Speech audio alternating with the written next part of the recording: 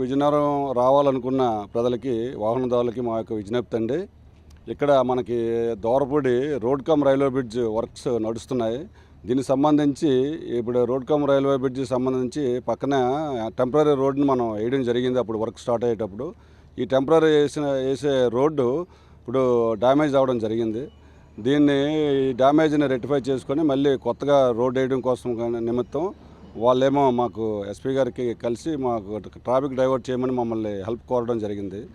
దానికి ఎస్పీ గారు ఆదేశాల మేరకు మేము నిన్న ప్రెస్ నోట్ ఇచ్చుకొని ఎలా విజయనగరం రావాల్సిన వాళ్ళు ఎలా వెళ్ళాలి, విజయనగరం నుంచి బయటికి వెళ్ళాలనుకుంటే ఎలా వెళ్ళాలి అనే ఉద్దేశంతో నిన్న ప్రెస్ నోట్ ఇచ్చుకొని ఈరోజు ట్రాఫిక్ డైవర్ట్ చేయడం జరిగింది. ఈరోజు రేపు ఈ ట్రాఫిక్ డైవర్షన్ ఉంటుందండి.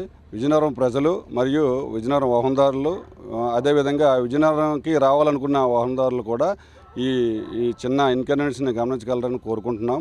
నుంచి మనం గజపతినగరం వైపు వెళ్ళాలనుకుంటే వయా రామవరం అంటే కలెక్టరేటు రామవరం గొట్టలం బ్రిడ్జి మీదుగా వెళ్ళాలి.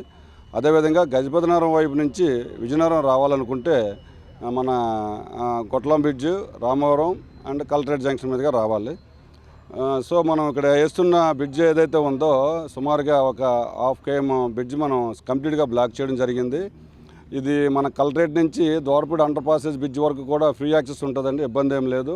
అనేది రావచ్చు, వెళ్ళిపోవచ్చు, వెనక్కి వెళ్ళిపోవచ్చు, మరి ఇబ్బంది లేదు.